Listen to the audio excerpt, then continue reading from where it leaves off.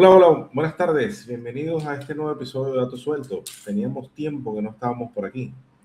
Datos Sueltos es el podcast de Data Analítica, donde exploramos cómo los datos, la tecnología, las decisiones de arquitectura están redefiniendo la forma en que las organizaciones crean valor.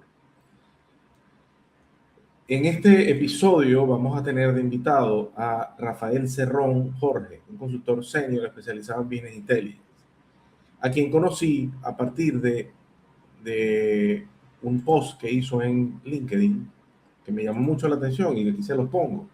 Un post donde hablaba de la necesidad de conocer las técnicas de modelado de datos. Durante años, el modelado de datos fue la partida de cualquier sistema analítico serio, el puente entre el negocio y la tecnología. Y hoy muchas arquitecturas modernas parecen asumir que esto ya no es necesario o que puede ser reemplazado por herramientas y automatización. Y la duda inevitable es si podemos construir arquitecturas modernas sin entender cómo se modelan los datos que las sostienen.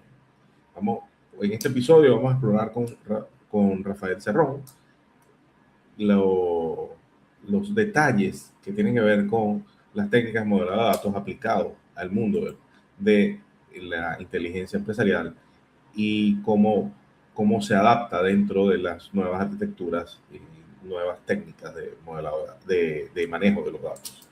Por un error técnico, lamentablemente la conversación se empezó a grabar ya en un punto adelantado, pero lo que quedó grabado es muy enriquecedor. Así que se las dejo a continuación para que logren ver la conversación que tuvimos con nuestro invitado, Rafael Cerrón Jorge.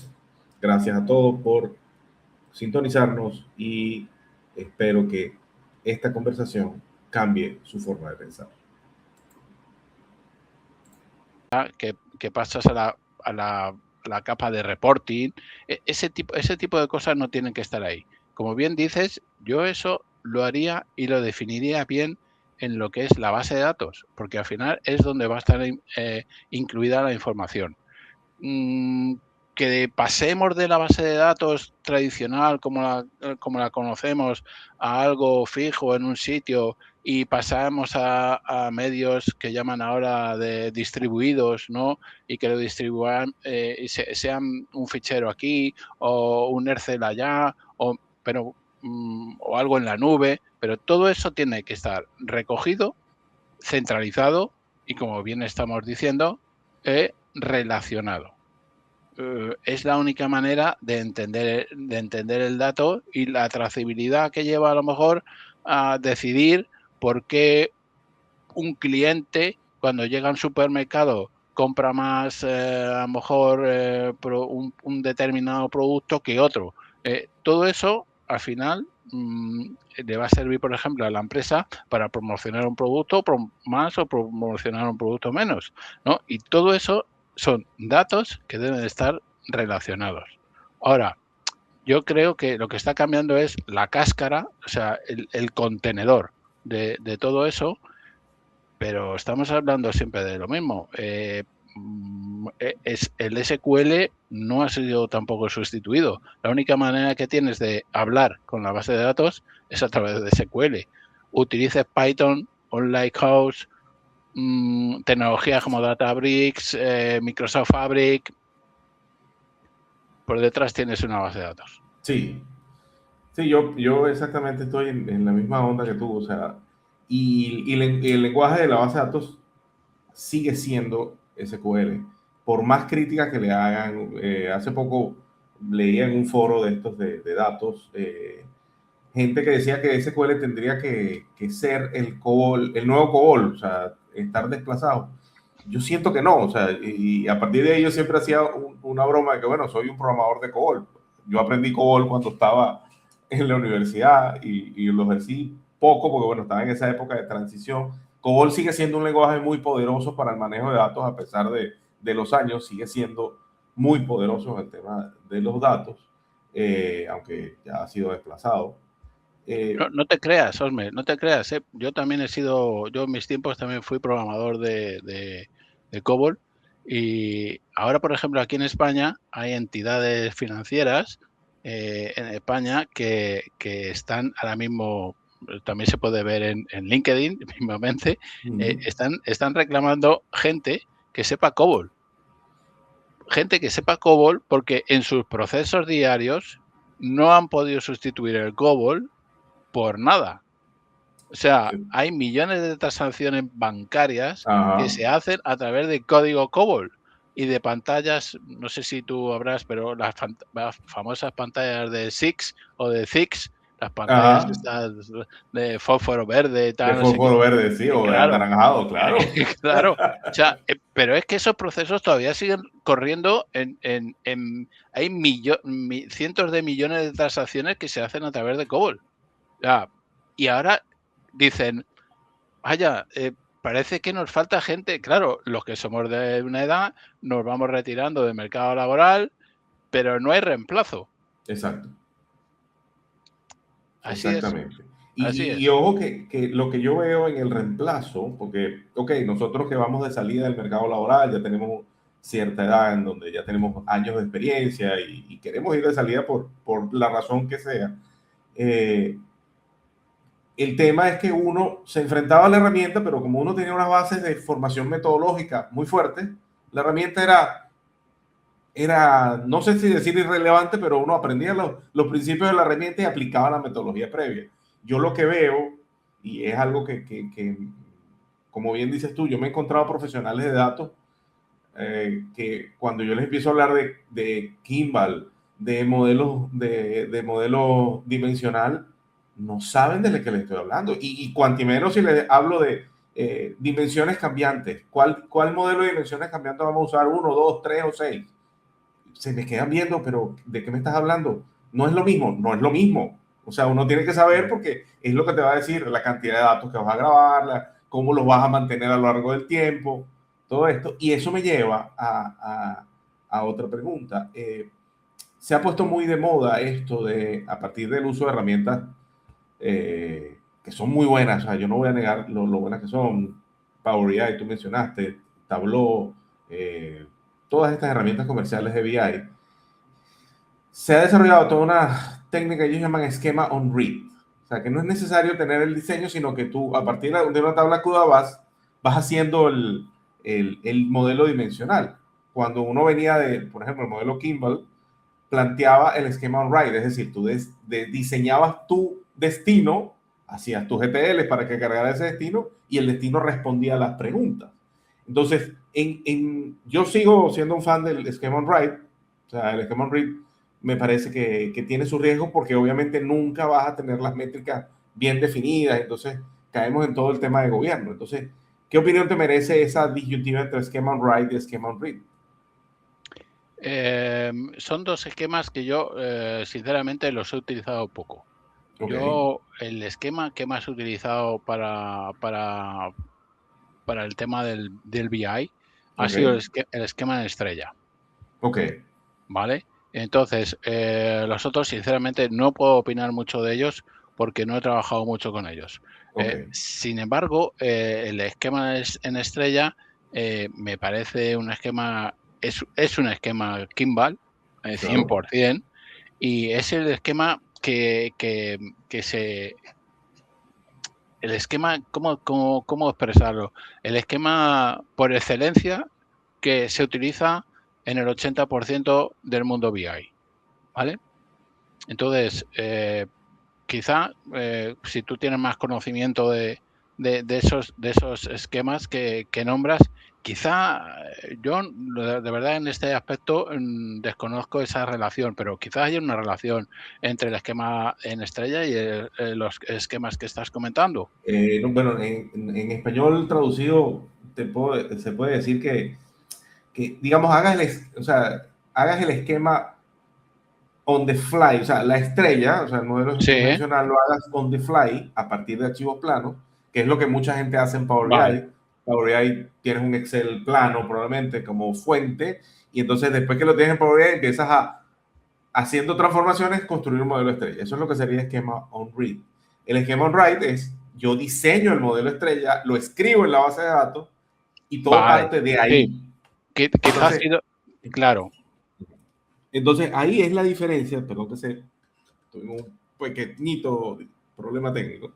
Ahí es donde yo veo que el esquema on read, o sea, cuando tú construyes a partir de on the fly, o sea, en el momento que estás haciendo el BI, llegamos a un problema de gobernabilidad, de semántica. O sea, cuando tú haces tu modelo estrella pensado desde antes, tú sabes cuáles son tus métricas, qué significa un cliente, entonces la dimensión cliente va a tener esto. En tus FAQ, el monto, si viene con impuestos, sin impuestos, si es un monto con descuento, o sea, y si necesito una columna de descuento, se agrega la columna de descuento, pero no la vas inventando en el proceso. Ahí era Ya, donde ya, yo ya. quería llegar contigo. Sí, Y consigo contigo que sigue siendo, así como el modelo relacional para las bases de datos operacionales, sigue siendo el rey, por más que muchos programadores digan, no, pero no es necesario normalizar. Sí, uno puede, cuando está construyendo bases de datos normalizadas, hacer concesiones a la normalización en aras de la rapidez con la base de datos. O sea, sí, sí. esas concesiones son válidas, pero no decir que no es válido el modelado de datos y la normalización. Lo mismo que pasa con el modelo dimensional. El modelo dimensional ha resuelto desde hace más de 20 años, porque Kimball llegó hace 20, 25 años, ha resuelto las Exactamente. preguntas de los procesos de Claro. inteligencia de negocio. Y mismamente Kimball, por ejemplo, en el modelo en estrella, te dice que puedes desnormalizar hasta la tercera forma normal, Exacto. pero ya tienes que normalizar hasta la tercera. ¿Me explico? Exactamente. O sea, ya tienes que hacer algo con la base de datos. Quizá esto que me comentabas, ha habido quizá una pequeña diferencia de términos, ¿no? De traducción, sí. Sí, aunque aunque hablamos castellano los dos, ¿no? Pero quizás ha sido un poco el malentendido eso de que, bueno, hablamos castellano, pero somos dos pueblos que hablamos el mismo idioma, pero bueno, hay diferencias así. Sí, en ese punto te doy toda la razón. No hay que diseñar, como diríamos, en pronto, en cuando te pones con una herramienta. Yo llevo 26 años utilizando la misma herramienta, o sea, me conozco toda la vida de esa herramienta. Yo empecé con una herramienta de Business Intelligence que se llama Business Object. Bueno, Posteriormente esa herramienta fue comprada por SAP, y ahora se llama SAP Business Object y ha evolucionado hasta el infinito. Pero no te puedes poner a decir, no, pues tengo una tabla aquí. No, no, no. Tienes que hacer un estudio previo. Hablar con los distintos departamentos de las. Tienes que hacer un trabajo de campo. Y exacto. el trabajo de campo consiste en realizar entrevistas con los que van a ser receptores de la información. ¿Mm? Con los consumidores de esa información y saberles sacar qué es lo que quieren. A partir de ahí, tú tienes que estructurar pues lo que va a ser una dimensión, lo que van a ser las reglas de negocio, lo que van a ser los KPIs, lo que vas a medir en las FAQ. Todo eso lo tienes que primero hacer un trabajo de campo para saber qué es lo que tienes que armar. Lo armas, haces tus tablas, montas tus relaciones y a partir de ahí puedes consultar todo lo que quieras y haces tus reportes, utilizas la herramienta que quieras, pero si metes basura, aquí en España decimos que si metes basura, sacarás basura. Sacar la basura. O sea, no, Eh, no hay más. Eso No hay es más. una regla Por eso, universal. Eso es una sí, regla universal de los datos. exactamente. Entonces, yo me estoy encontrando a esto que dices, pues claro, problemas de decir, Rafael, es que me están saliendo los datos duplicados, ¿qué hacemos? Y digo, bueno, yo ahora mismo estoy en un cliente, en una empresa en la que el modelo de datos no es suyo, es de un tercero, ¿no? Entonces no nos dejan meter, no nos dejan meter mano. Entonces, claro, yo siempre les digo, pues yo os puedo decir las reglas que tenéis que seguir, pero alguien tiene que meter mano a la base de datos y si no me dejáis a mí, pues no voy a poder resolver el problema. Fíjate que tocas un punto bien importante y bien interesante que a mí me ha pasado exactamente como me lo estás contando. De que hoy en día, o sea, nosotros que venimos del mundo de trabajar con base de datos y cuando uno va a construir procesos de BI en donde tienes integración de datos, donde tienes que hacer ETL, tienes que planificar las capas uno se conectaba a la base de datos. Yo uso una herramienta así como dices tú, como mencionaste una herramienta de modelado de datos que se llama Erwin, no sé si la conocerás. Erwin, sí, Erwin, sí. que es muy famosa, es la líder y yo no he encontrado en el mercado otra, valga la propaganda, y Erwin son partners de nosotros en Data Analytics. Yo no he encontrado otra en el mercado que haga lo que hace Erwin, y he probado varias. Y lo primero que yo hacía o sigo haciendo en los proyectos es, yo llego, tengo un cliente, bueno, hacemos una ingeniería de reverso de su base de datos si usted no la tiene documentada para yo entender las reglas de negocio que están pintadas y hacer el modelo de dimensional. No. Pero me he encontrado que hoy en día muchas de las aplicaciones no, yo no te puedo dar acceso a la base de datos, tú tienes que decirme para consumirlo con un API. Claro, y ahí es donde llegué al punto, y ahí quería preguntarte también, yo veía también en la mayoría de los programas de formación de datos que había un foco enorme en eliminar datos duplicados. Yo no entendía, porque yo vengo de base de datos donde yo entiendo que si hay reglas bien escritas, tú no vas a tener datos duplicados en tu base de datos, más allá de que haya un error funcional, pero claro, pero si los datos tú no los sacas de la base de datos, sino vienen de APIs o de archivos de texto que se generan y no tienes control, sí tienes un altísimo riesgo que haya datos duplicados. Entonces, ese punto en donde volvemos a un tema de que estamos cerrando las bases de datos de las aplicaciones, no sé si por un tema comercial, de verdad que no logro entender. Te cierran las bases de datos de las aplicaciones, solo te dejan integraciones a nivel de archivos o APIs o consultas abstraídas que generan un peligro mayor. Entonces, de cara a los procesos de BI, cuando uno implementa un proyecto de BI, esta nueva forma de integración, ¿cómo la ves? O sea, ¿qué riesgos y errores le ves a esta forma de ahora integrar los datos? Yo creo que, como comentaba al principio, se ha cambiado el envoltorio. Pero yo creo que en el fondo es lo mismo. Te pongo un ejemplo. Antiguamente, me sale hablar antiguamente, pero hace tiempo había algo que tú ya has mencionado que se llama ETL, ¿no? Una ETL.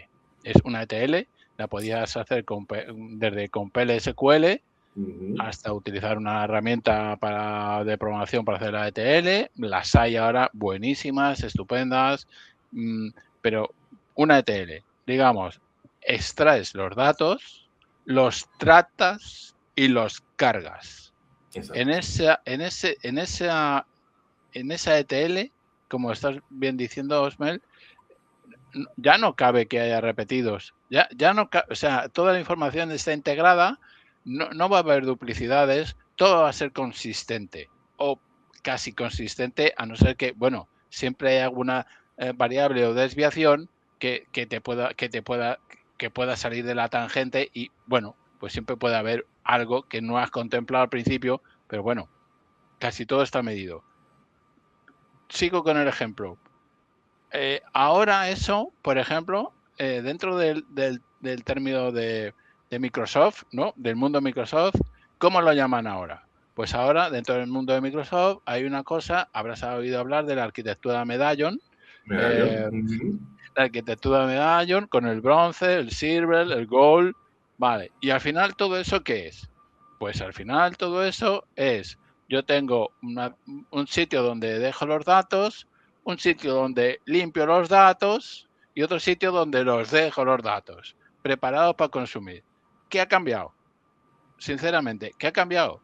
A mi parecer no ha cambiado nada. Exacto. Ha cambiado la arquitectura. Cambia la arquitectura, ¿no? Luego ya dejas los datos en Gold ¿vale? Para que un Power BI o cualquier otra herramienta conecte con esa zona goal, ¿vale? Que antiguamente para mí la zona goal antes era el Data Warehouse de toda la vida, con sus Data Marts, por el Data Mart financiero, el Data Mart de comercial, no, ya está. ¿Qué ha cambiado? No ha cambiado nada. Yo pienso, ha cambiado la tecnología. La tecnología puede ser muchísimo más rápida, puede ser muchísimo más, como le llaman ahora, distribuida, pero al final, ¿qué tenemos? Tenemos lo mismo. Creo que hemos mejorado mucho en lo que es la tecnología, pero yo creo definitivamente que hemos descuidado la disciplina. Realmente, estoy totalmente de acuerdo contigo. Eso yo creo que lo que no se están dando cuenta las grandes corporaciones, ni a lo mejor esto va a sonar a mucha crítica y a lo mejor alguien nos va a criticar bastante, seguro. Quien enseña, debería enseñar esto. Por lo menos exponerlo, ¿no? Exponerlo en una clase y, bueno, pues luego tú, si quieres, pues recoges esa enseñanza o no la recoges, pero por lo menos exponerlo, ¿no? Exponer a las nuevas generaciones que estas cosas existen, que pueden ocurrir estas cosas, que sí que estamos mejorando tecnológicamente. Incluso yo creo que el día de mañana la IA va a evolucionar, estoy convencido, la verdad, que la IA va a evolucionar tanto que llegarás y te enfrentarás a una pantalla y a la pantalla le dirás, mira, quiero hacer un modelo relacional para BI, le darás tus prompts y él te lo va a construir todo. Seguro que llegamos a eso. Pero, ¿en qué se ha basado la IA para hacer eso? En estas bases.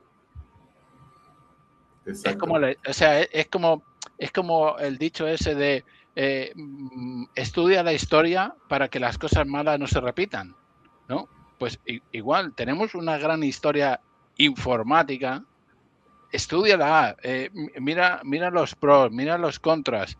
Yo creo que muchas empresas ahora mismo están en la vorágine de construir el dato día a día para que quede, para que su rentabilidad, su economía no desaparezca, no dé malos datos, y se han enfocado tanto en el día a día en tratar ese dato. Ay, pues me vienen repetidas la fila, pues venga, vamos a hacer aquí no sé qué, no sé cuántos, hacemos un proceso para quitarlas, vemos tal, bueno, venga, ya tengo el dato definitivo.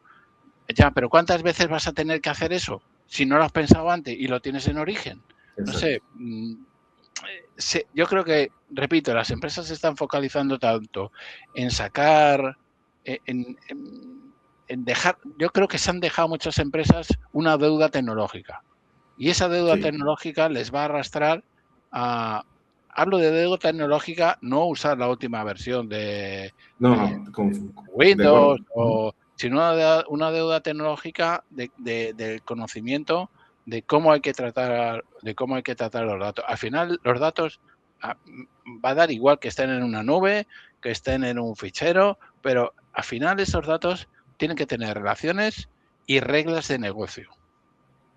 Exactamente, o sea, totalmente de acuerdo con lo que dices. El gran tema, el abandonar la disciplina y el abandonar las metodologías, yo creo que nos está llevando a unos puntos que nos hace cada vez más difícil el trabajo a la gente que trabajamos con datos, porque es explicar desde cero, mira, estas reglas se tienen que cumplir. La deuda tecnológica que bien tú dices, ayer mismo con un cliente me pasó algo, este cliente usa una herramienta de capa de consulta y nosotros le damos servicios de soporte y me preguntaban ayer, pero tenemos una lentitud muy grande, teníamos un proceso que tarda 19 horas, entonces haciendo el soporte al Data Warehouse, empiezo a averiguar, bueno, vamos a ver por qué tardó las 19 horas. Y cuando llego al punto, es que la tabla de hecho que estaba consultando es una tabla que tiene miles de millones de registros, ya llega a miles de millones de registros. estaba consultando por un campo de fecha que no estaba indizado. Y yo le decía, pero más bien te rindió 19 horas muy bien. Y es porque, y lo que me decían, pero es que hace un año esto me funcionaba bien. Claro, hace un año probablemente no tenías miles de millones, tenías cientos de millones. Y Claro. bueno, la base de datos te respondía, pero todos los días tus datos van creciendo. Y si tú no tienes una visión de que tienes que tener un equipo multidisciplinario manejando los datos, porque también esa es la otra que yo he visto mucho DBA hoy en día con el tema de que no, ya el DBA, la base de datos se autogestiona. No. Sí, las bases de datos nubes funcionan bastante bien autogestionadas, pero también tienes que tener un DBA que conozca, que sepa que, mira, si hay una consulta que me está alertando que están haciendo muchas consultas secuenciales, el DBA tiene que estar encima de la base de datos para saber cómo optimizarla. Sí, completamente de acuerdo. Claramente. Sí, sí. Entonces, ya que tocas los dos últimos puntos aquí de la discusión, inteligencia artificial, y antes de entrar con ella, dirías que en un equipo que está desarrollando, sea una aplicación, sea un desarrollo de BI, un buen modelado termina acelerando la integración en vez de retrasarla como es lo que se vende en las metodologías ágiles. Yo creo que es fundamental que, o sea, yo creo que, a ver, al final, si lo haces mal, es cuando retrasas. Okay. Porque tienes que estar poniendo parches diarios a algo que no funcionaba desde origen. Tú, lo llevamos hablando un buen rato, tienes que tener una buena base.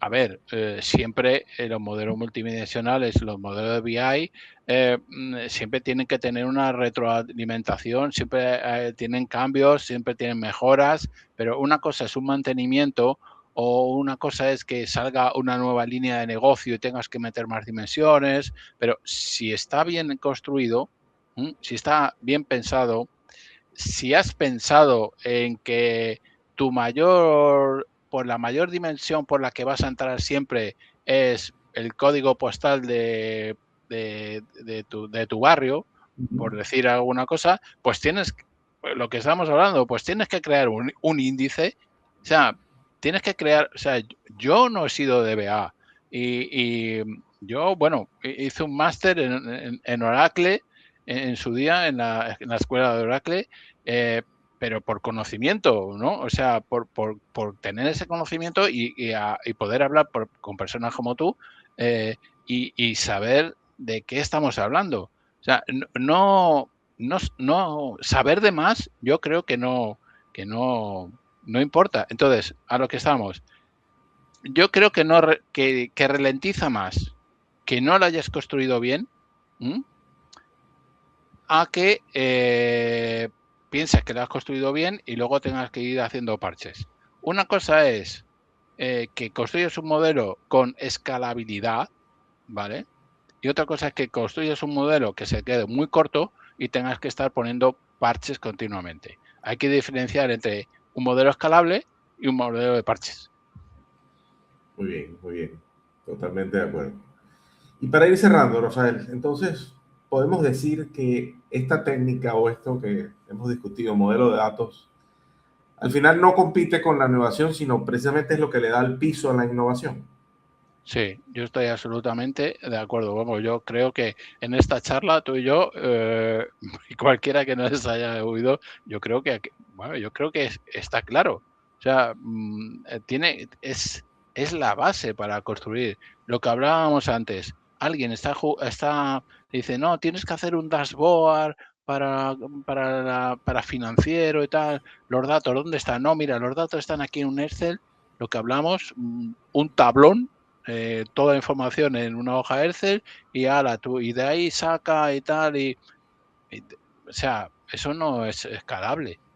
Eso no es, yo esas cosas, eso lo llamo volátil. Hoy el fichero Excel está, mañana no está o estará de otra manera.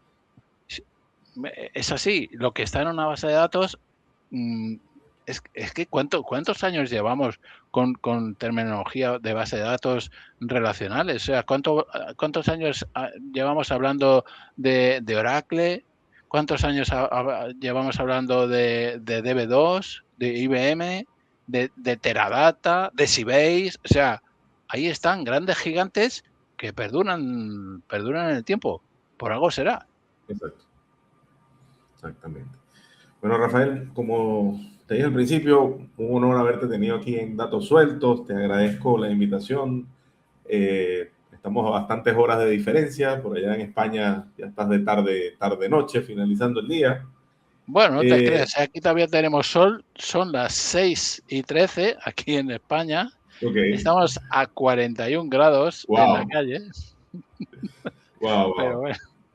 Y bueno, te agradezco bastante la conversa. Para mí ha sido muy, como te dije al principio, haberte descubierto por LinkedIn, haberte contactado y sobre todo entender que no estaba solo en mi reclamo de, señores, o sea, no estamos haciendo las cosas bien. La tecnología nos va a ayudar, sí, pero hay que hacerlo metodológicamente. Sí. Exacto. Sí. Yo como último apunte te comento a nivel personal que estoy muy agradecido de que me hayas invitado a esta charla. Cualquier cosa puedes contar conmigo para preguntarme, para charlar, para lo que necesites. Y sí es verdad que yo cuando me junto con mis colegas de nuestra edad, siempre hablamos de lo mismo. Sí, mucho tecnología, pero al final las generaciones nuevas hay que darles un empujón fuerte en estos temas porque entonces las empresas se van a llenar de problemas. Bueno, espero que todo vaya bien y lo comentado, muy agradecido. Ok, bueno, gracias Rafael. Y para nuestra audiencia, hemos conversado una muy buena charla con Rafael Cerrón Jorge sobre el modelado de datos y llamamos a que se acerquen a nuestros perfiles en LinkedIn, que sigan a Rafael, nos sigan a nosotros en la analítica, porque nosotros hacemos ese trabajo de entender el negocio y llevar los modelos de datos. En un mundo en donde todo ahora se llama nube, automatización, inteligencia artificial, este episodio creo que nos recuerda que la tecnología cambia, pero la necesidad de entender el negocio y a la larga lo que uno está haciendo, por lo menos en el área de datos, es brindarle herramientas a los negocios para que entiendan mejor su negocio y tomen mejores decisiones a partir de estos datos. Rafael, nuevamente gracias. Y en la producción, como siempre, Vicky Martínez. Y ante aquí, quien conduce el espacio, Osmer Brito. Recuerden seguirnos en las plataformas de podcast favoritas, YouTube Video. Y al final, los datos por sí solos nunca cuentan una historia. Somos nosotros quienes aprendemos a interpretarla y a contarla. Gracias por sintonizarnos y nos veremos en el próximo episodio. Hasta luego. Chao.